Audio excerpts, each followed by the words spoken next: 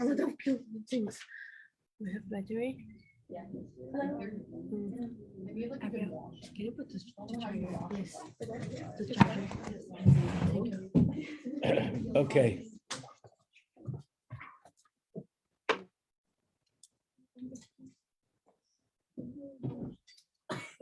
So we're doing a review of chapter 1 before we start chapter 2.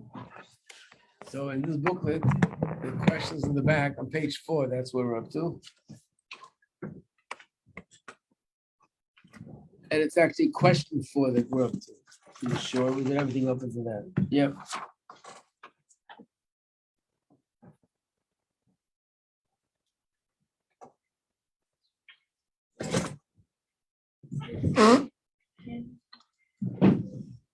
Okay, everyone has the spot where we are? What page is it for? On the bottom, it says 4, and we're up to question 4 on top. After the first part of the Rambam, then come questions. After numbers are different. What?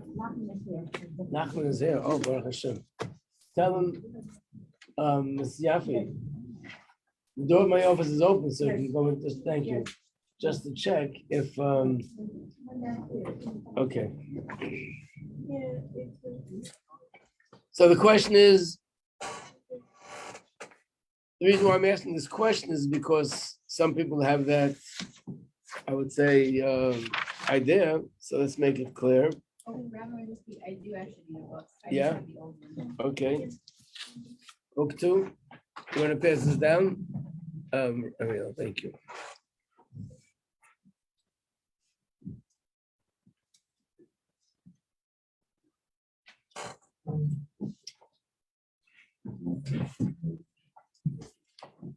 Again, this chapter is all about identifying Mashiach. So does Mashiach's Torah knowledge have to be evaluated and proved, be brought that he is the greater Torah scholar than all other Torah scholars?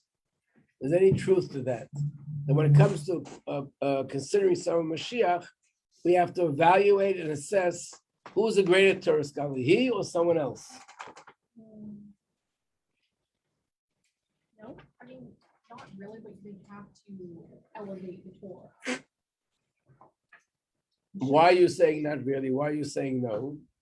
I mean, You're right. it's not like we give them a quiz saying like, okay, here's a halacha, figure it out, tell me the loophole, do this. It's, Right. they need to elevate the Torah. So you're giving the reason, but the proof would be from the Rambam. Remember, the Rambam tells us what is the criteria for Mashiach.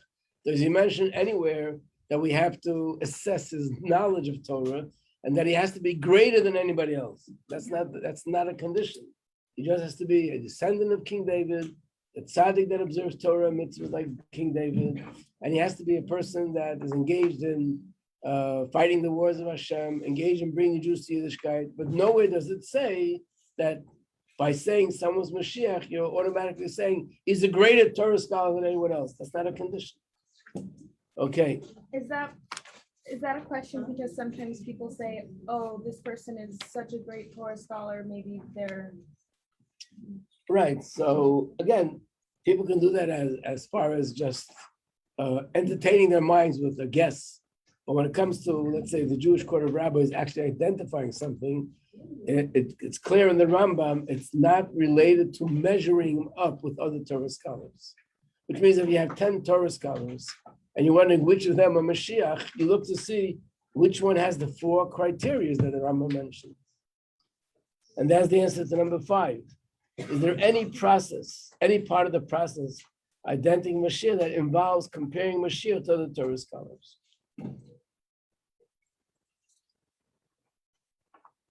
Can Mashiach be a heavenly entity such as an angel or something similar?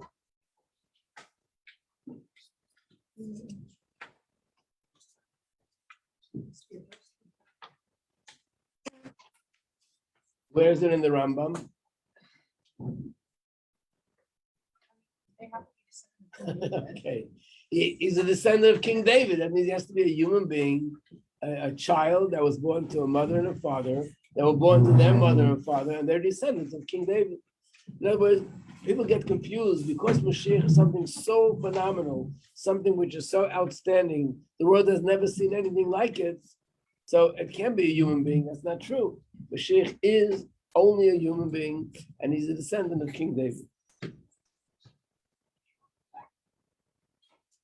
I still remember someone once wrote an article how he made some sort of a joke about somebody saying, "Oh, I'm a cousin to Mashiach," making fun as if, how could you be a cousin to Mashiach?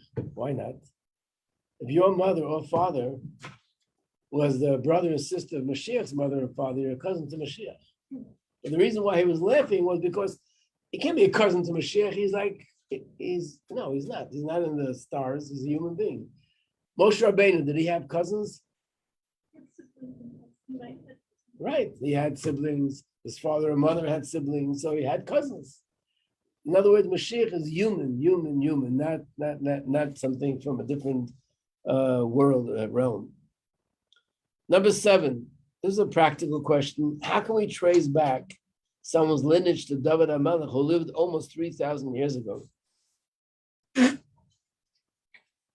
We can track to people more recently who were able to track. Right. That was the answer. There are people, especially great Torah scholars, that testify on themselves that they are descendants of someone who's a descendant from King David, and they're more recent. So if you know that someone is a descendant of this sage that lived 200 years ago, 400 years ago, 500 years ago, automatically you know that is, and people knew this because if somebody was a descendant of Rambam, his family was sure to tell him. I remember I was teaching a class in Manhattan, and the people came to the class were not involved so much in Judaism. They were just working there. They wanted to learn a little bit, but they're not people that were fully Jewish. This woman once came, and she said to me that I'm a descendant of a rabbi. I don't know if you ever heard his name.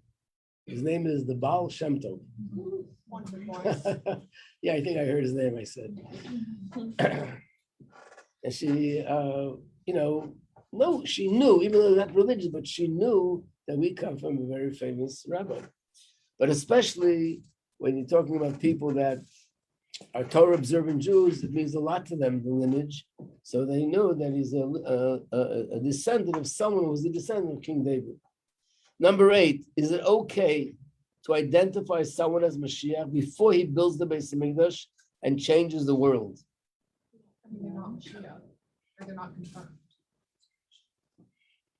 So that's the question. Is it okay to identify someone as Mashiach before the Beis Hamikdash is built? You could say they have the potential to be Meshia. Did Rabbi Akiva say that? There's the answer, right? That's what you're saying, basically. Yeah. Rabbi Akiva said that Bar Kochva is Mashiach, even though he knew that he didn't do the other part yet. But once he did the first part, at that part it becomes okay to identify this person as Mashiach. You have a question, Dina? Oh, no. Okay. Okay. So number 9, when is Mashiach considered Becheskas Mashiach? Which means it's still reversible. And when is Mashiach considered Vadei Mashiach? When all of the requirements are filled. Right? And once the Beis Hamikdash is built, actually he succeeds in building the Beis Hamikdash, and he succeeds in bringing all the Jews to Torah and mitzvahs, then you know that he is Vada Mashiach, which means that it's irreversible. Number 10, how will Mashiach influence the Gentiles? I don't mean what method he'll use, I mean what way will he have an impact on the Gentile world?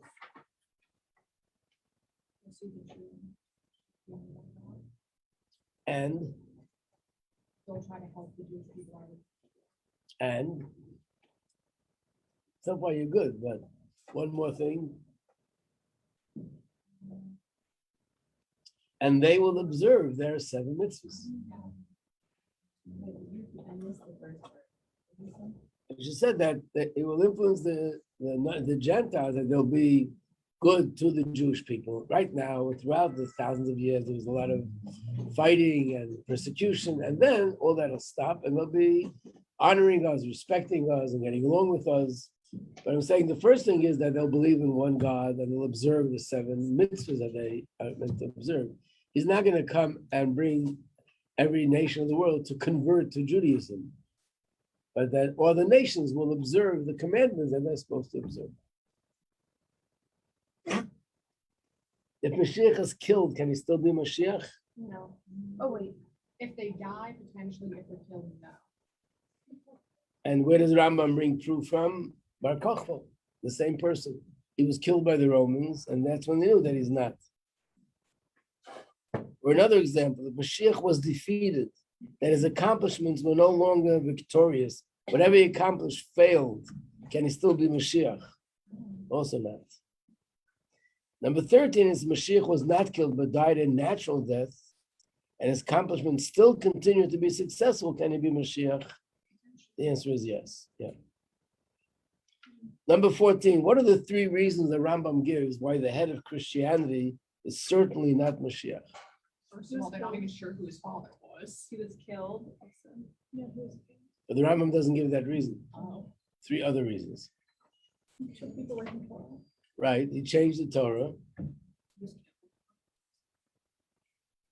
Mashiach is supposed to bring salvation to the Jewish people, and this brought, unfortunately, death to the Jewish people. People were killed. Jews were killed. Thousands and tens of thousands of Jews were killed as a result of this movement. And the third thing is, he's supposed to bring all the Jews back to Eretz Yisrael, and through the Romans and through all the people who followed this religion, the Jews were dispersed all over and chased away from Eretz Yisrael. Why was the head of Islam certainly not Mashiach?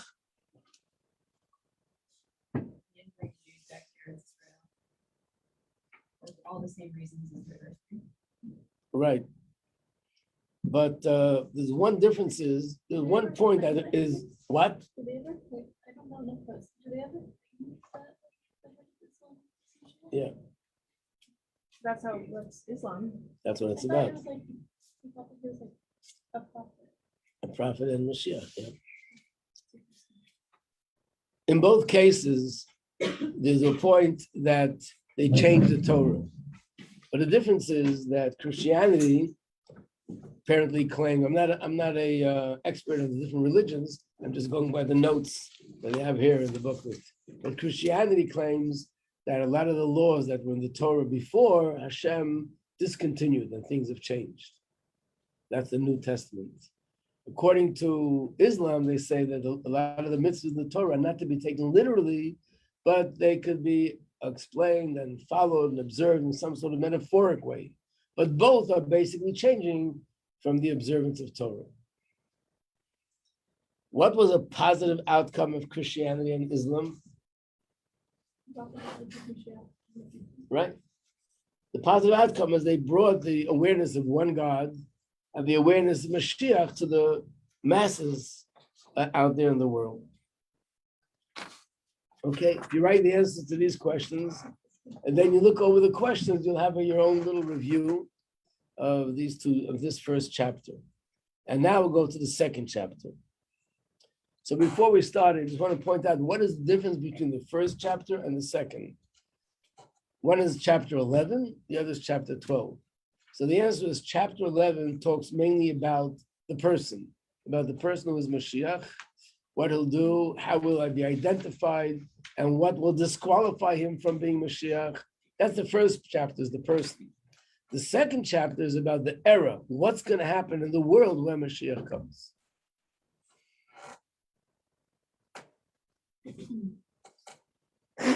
If you have the time to look at the notes will be very helpful. There's a lot of interesting things they bring here in the notes.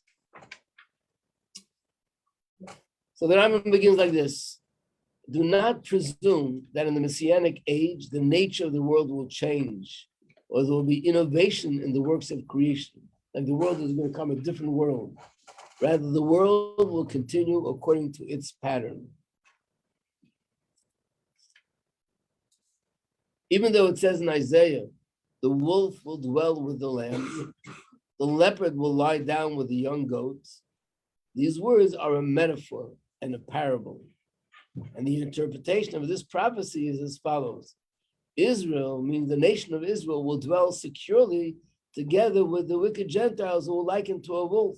They used to be wicked, and they used to be like a wolf and a leopard that tried to devour us. This prophecy is saying that then we'll all live in peace. Let's turn the page.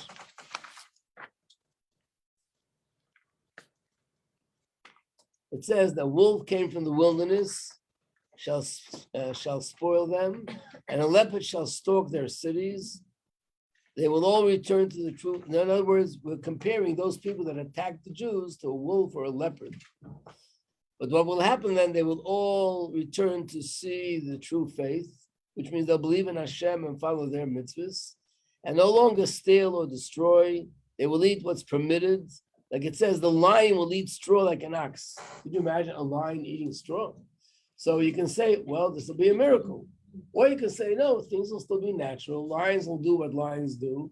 But it means to say the nations of the world won't be stealing one from the other. They'll only eat what's permissible. And that's the metaphor of eating straw.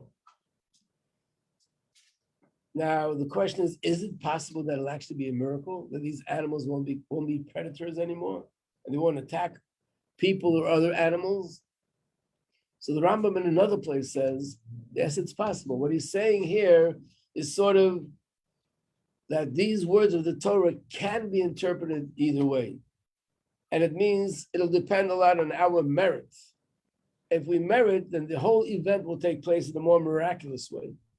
If we don't merit, it'll still happen, but in a more natural way. But there's no must to say that until you see things that are supernatural, that means Mashiach is still not here. So what is then the main thing about Mashiach? And then it concludes, when Mashiach will come, there are also other prophecies. Then everyone will realize the matters were implied by these metaphors and which illusions they contain. In other words, it's like we had last week, the story with Yaakov and the dream and a ladder. This is a prophecy. So the ladder is a metaphor, and the going up and down is a metaphor, and there are all sorts of explanations. What is it a metaphor for which subject? One place it says it's a metaphor that all the nations of the world the 4 nations that we were in exile by these 4 nations. Another one said that the metaphor is that the ladder represents prayer and the 4 rungs are the 4 parts of davening. Many other metaphors. So the same with Mashiach. Metaphors. The reason why it's a metaphor, it's something very deep, and only once Mashiach comes, we're able to look back at these metaphors and understand what it really means, and especially if it's literal or it's just a metaphoric interpretation. What will be the main difference? So next line, there'll be no difference between the current age. You'll see in the bottom that not everybody agrees with the Rambam, but this is the Rambam's opinion. There will be no difference between the current age and Messianic era except our subjugation to the Gentile kingdom. That means when Mashiach comes, we'll no longer be under some other rule from any other country. We'll be totally independent. We'll have our own king and have our own government. We'll live in our own country and we'll do our own thing. But it's not necessary that supernatural things have to happen. Then the Rambam continues to describe, so what's going to happen? The simple interpretation of the prophets, if you look at it on a simple level, it appears to imply that there's going to be a war between Gog and Magog. The $1 million question is who's Gog and who's Magog? But these are 2 names that are found in the prophecies. These are biblical names. We don't know who it is today. I've seen many articles, people suggesting it's this nation, it's that nation, it's this thing, but these are all suggestions. Nothing is 100% clear. But obviously there'll be a war between 2 nations at the beginning of the Messianic era. But before the war of Gog and Magog, a prophet will rise and make Israel upright and prepare their hearts to serve Hashem. Like it says, behold, I am sending you Eliyahu. So the Rambam says this means there'll be a prophet, that he's going to come and inspire everybody to serve Hashem. And then we'll see this war between Gog and Magog. I mean, some people were saying, oh, the world war, that's probably Gog and Magog, a world war. Some people say, no, it can't be Gog and Magog because that war is supposed to be fought somewhere near Israel. So it's not clear. And in fact, there are other commentators that say that, first of all, before we even get to that, I want to say something, a general thing that I think it came up before, but I think it's important to reiterate. And that is, when the Rambam talks about the laws of prophecy, we're going to learn it inside a little bit later. Who is a prophet? What is prophecy? How do you follow prophecy? He gives a rule. And the rule is like this: if a prophet comes along and prophesizes that something is going to happen, and what if it doesn't happen? Normally I would say, oh, that's proof that he's a false prophet. So in the Chumash it says, only if he prophesies that something good is going to happen and it doesn't happen, that's proof that he's a false prophet. But if you prophesize that something bad is going to happen and then it doesn't happen, that doesn't prove that he's a false prophet, because bad prophecies can be reversed through tshuva. And in fact, the source for this is the story we all read and studied Yom Kippur, that there was a city called Nineveh, and there was a prophet called Yonah that was sent to Nineveh, and he told them this city is going to be destroyed in 40 days. And they took it very to heart, and they prayed and they did tshuva. And what happened was that the city was not destroyed, even though there was a clear prophecy that in 40 days it'll be destroyed. So we see that a negative prophecy could be reversed. But if it's a positive prophecy and it doesn't happen, then we know that it's a false prophet.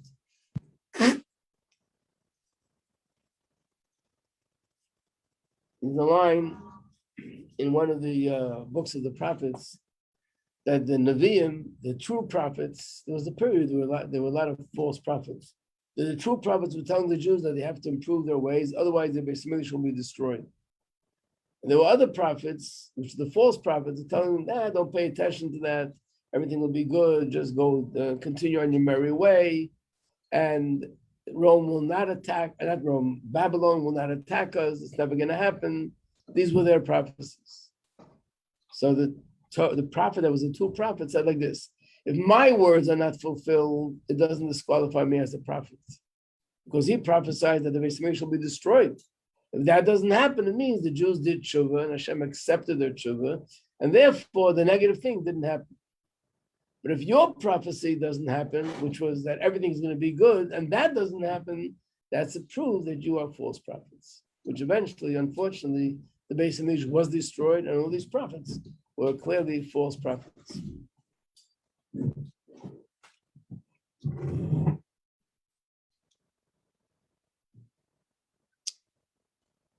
Now, this prophet that's going to come before Moshiach, and he's going to inspire the Yidden to return to Hashem. He says he will not come to declare the pure or impure, or to declare the pure impure, or declare the impure pure. He will not dispute the lineage of those presumed to be a proper pedigree, nor will he establish the pedigree of those whose lineage is presumed blemished. People think that this prophet will come along and say that I'll tell you the truth about this family, 10 generations back, this and this happened, and therefore there's some blemish in their lineage, or other things along those lines. That's not going to be his goal. In fact, the people will be who they are. He's not going to change that. What will be his mission mainly? His mission will be to establish peace in the world. Like it says, he will turn the hearts of the fathers to their children, which means he'll bring peace between children and parents. He'll bring peace between the Jewish nation and other nations, and he'll bring peace between all the nations with each other. His main goal will be to bring peace in the world. Yeah. We and those like other nations, we believe like when Moshiach comes, like will be another world. So we and these other nations, do we believe in one Mashiach or like one Mashiach? No, I mean, there are people that have other religions, and they believe that someone else is going to be Mashiach. But according to Torah, that's not acceptable. Yeah, for sure. I understand. But like, do they believe like the way as we believe, or like they have like someone another? Like, do they believe there's more than one? Yeah. Like, do they say like Jews have their own Mashiach and we will have our I don't own? think so, no. Like it's Those that believe that the leader of Christianity is Mashia, they believe that he's the one. Those that believe in Islam believe that he is the one exclusively, only. So it's like Right. And even in Torah, we know that throughout history, there were other kings besides the kings of Beis David. And when Mashiach comes, he'll be the only king. There won't be any kings from any other tribes.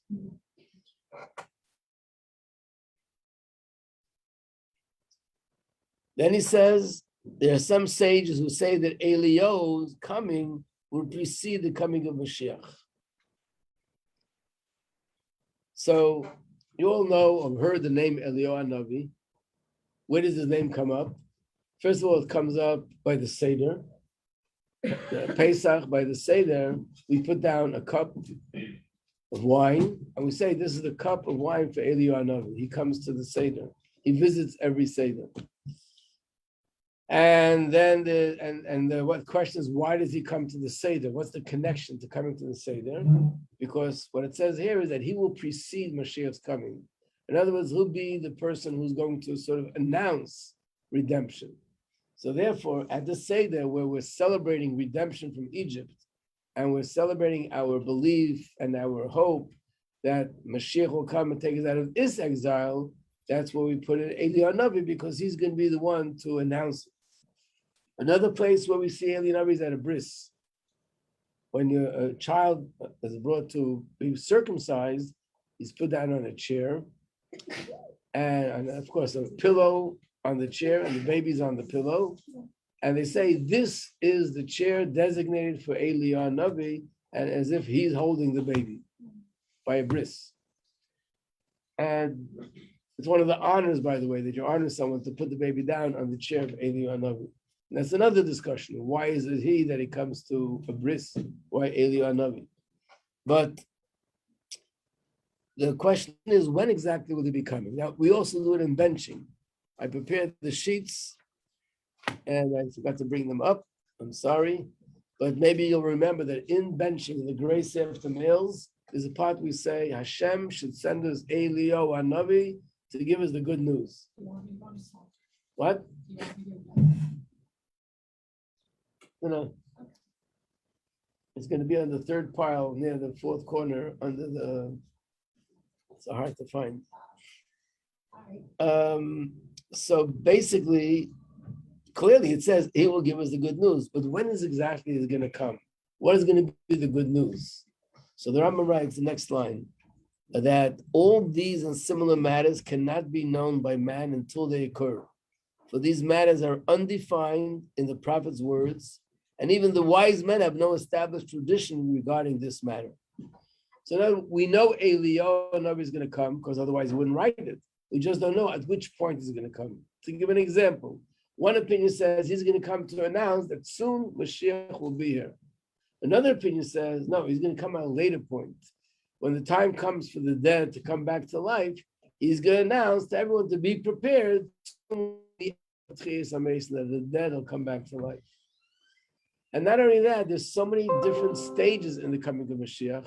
The stage when they'll build a Beis Hamikdash, the stage when all the Jews go back to Israel, the stage where the non-Jews will announce their appreciation of Israel and the Jewish people. We don't know at which point he's going to come, but somewhere, someplace in this process, he's going to be the one to announce the next era stage. Yeah. So you mentioned before, one of the questions was like someone can die, not like be killed, but die and still be Meshia. How does that like mesh with like all the stages of Meshia?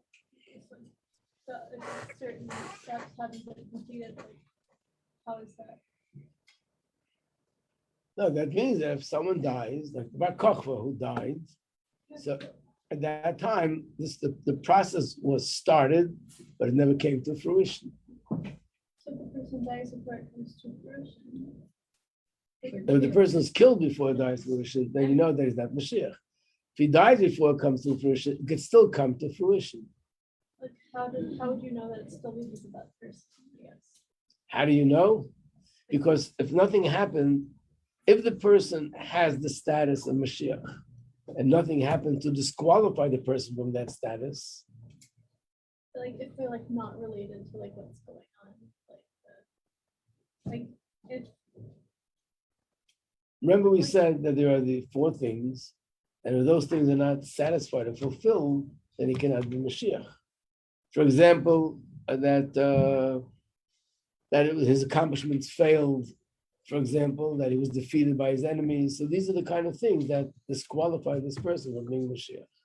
As long as it didn't happen, then he's not but what disqualified. if someone else comes that's qualified? If the other person is qualified, like could there be like a group of people that like all contribute in different ways? But, like, To whoever, being like, Mashiach? whoever No. like finishes is like the one who gets the official title. Well, it's definitely the one who finishes. Yeah, but like, Yeah. if the person doesn't have to be alive to finish, like, But he has to be someone who began the process in one way or another. Who builds the base of English? Do they like build it by themselves or does it just like appear? No, according to the Rambam, Mashiach is going to be, even if it appears, but he'll be the one Okay. to direct it that this is happening. Yeah. right, but if he has like died before, how is that like, before like the construction started? And like how is that gonna work?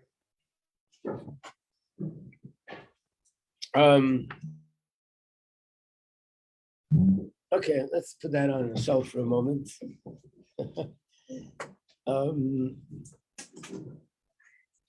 Let's explain this whole piece, but he says that we don't know what's going to happen, how it's going to happen until it happens. Why is it so unknown? I mean, we're supposed to be knowing about the Mashia. We're supposed to be learning about it. Why are things left in such a mystery? For example, Eliyahu is going to come, but we don't know at which point it's going to come. It might come at this point in the process, a later point in the process, a middle point in the process. Why is it all left unknown? Torah is here to make things known to us. Because it depends on the merit. There you are. That's the answer. It's the same answer like the other question about will Mashiach come on a cloud, will he come on a donkey? That both possibilities, both scenarios are possible, but it depends on our merit. So the Torah can't or doesn't say with an absolute way, this is going to happen, because we're not sure. That'll take away free choice from us. We have to have the choice to do things one way or another way. If we merit, it'll be maybe Eliyahu will come at an earlier point. For example, by the way, the story with Bar Kokhba, the man that Rabbi Akiva said he's Mashia. He declared him as Mashiach, but Eliyahu hadn't come yet. There's no talk about Eliyahu. So we see that he can even announce that someone is Mashiach before Eliyahu comes. So then what's his part? At a later stage, he's going to come and tell us that now we're going to Israel, or he's going to tell us now we're going to build the base of Mikdash, something else. So this depends on what we merit, and that's why it's not conclusive in the Torah.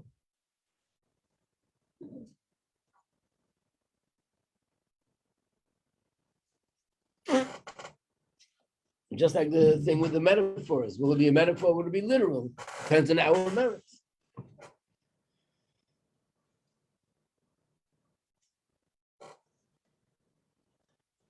Okay, let's continue. Let's turn the page. Therefore, on page 70 now, there is a controversy amongst them regarding these matters. So you have different opinions, and both of them, all of them are true, but we don't know in actuality which one is actually going to happen. Then the Rambam says something interesting, which on the surface should raise a very big question. It says like this: regardless of the debate concerning these questions, neither the order of the occurrences of the events nor their precise details are among the fundamental principles of faith. Where am I? Page 17. A person should not occupy himself with the agadot and homiletics concerning these and similar matters, nor should he consider them as essentials. To study them will neither bring fear nor love of God. So don't get involved so much in it. And what are we doing? We're doing the exact opposite right now. We're getting involved. We're talking about it, learning about it. So when you see these words, it raises a question. So why are we so involved in talking about Mashiach's coming and how it's going to be. The Rambam writes, it's not a fundamental principle of belief, and don't get so involved in it. That's question number one. Question number two is, didn't the Rambam just spend a whole chapter telling us all about Mashiach? And now there's another chapter telling us about Mashiach. And then he says, don't get involved in it because it's not the essentials. He himself is doing the exact opposite of what he writes. And of course, the third question is, isn't one of the fundamental principles of belief to believe in Mashiach? What? Maybe like learning about it, but not being so crazy, like looking for all the signs and becoming obsessed. Like I feel like learning, seeing, and moving on and doing our best to a day. But okay, maybe that's what it means. Even though if I really believe it, I should be excited about it. If I believe that it's real. If somebody's in jail and he knows that he's going out of jail, he has signs that someone's going to take him out of jail, he's all excited and thinking, waiting, maybe they're coming today, maybe this is happening, maybe they're going to let me out. I mean, if it's real to me, if I believe that it's something real, I will be excited about it. Well, we should be excited, but not obsessed with, I don't know, being nervous. Okay, or learning. There is a degree of that, but I'll explain that a little bit later. I first want to give the simple answer to this question. The simple answer to this question, the Rambam doesn't say that Mashiach is not one of the fundamentals. Look again. He said these technical details, the order of things, what's going to be first, what's going to be later, that's not one of the essentials of Mashiach. Which means what he did write about is essential. We have to believe that Mashiach is going to come. We have to anticipate his coming. We have to believe that he's a descendant of King David. All the things that he wrote, that is part of the essential belief in Mashiach. When it comes to those things which you don't know exactly when, where, and how it's going to happen, those are the things that the Rambam writes, they are not essential, so you don't have to occupy yourself with it. So still have the question, so why are we occupying ourselves with the details? That's what we're doing in class. So the answer is, when someone reads this Rambam, what is he thinking? When the time will come that Mashiach will actually arrive and different things will happen, do you think then will people be involved with what's happening next and where's it going to happen, how's it going to happen? Or they'll also say, don't think about it, just let things happen. I don't doubt that the Rambam is saying, in general, that's not something for us to get involved with because it's not part of the essentials. But when it's actually going to be the time for Mashiach to come, and we'll already see things happening which are part of the process of redemption, of course, then we will be involved in trying to figure out what's next. How do you build the Beis Hamikdash? What do we do? Where do we go? What's going to be the next part of the process? So the Rebbe is telling us that the reason why years ago this was not something that you should be into. And now, yes, because now is a time that it's happening. So even though in ordinary times, this is not something to be dwelling on, but now it's something that a person dwells on in detail because now it's happening. Rabbi Majeski, Yeah. one important part of it, like you need to know the details in order to verify the authenticity of Meshia. Like it's important to know the details so that we know we aren't following someone who isn't for real. That's also true. So we need to know the details that both of these possibilities are according to Torah. So it's authentic. It's true. If we don't know the details, then somebody could be leading us off the right path. So yes, but I think maybe the Rambam is saying that those things that are really important for knowing the right path, that's included in what he did speak about. The other details before or after, that's not going to disprove him because Mashiach can actually come one way or another. The prophecies could be either literal or metaphoric. So if it doesn't happen one way or another, it doesn't disprove anything. It just proves we didn't have the merit for this and we had the merit for that.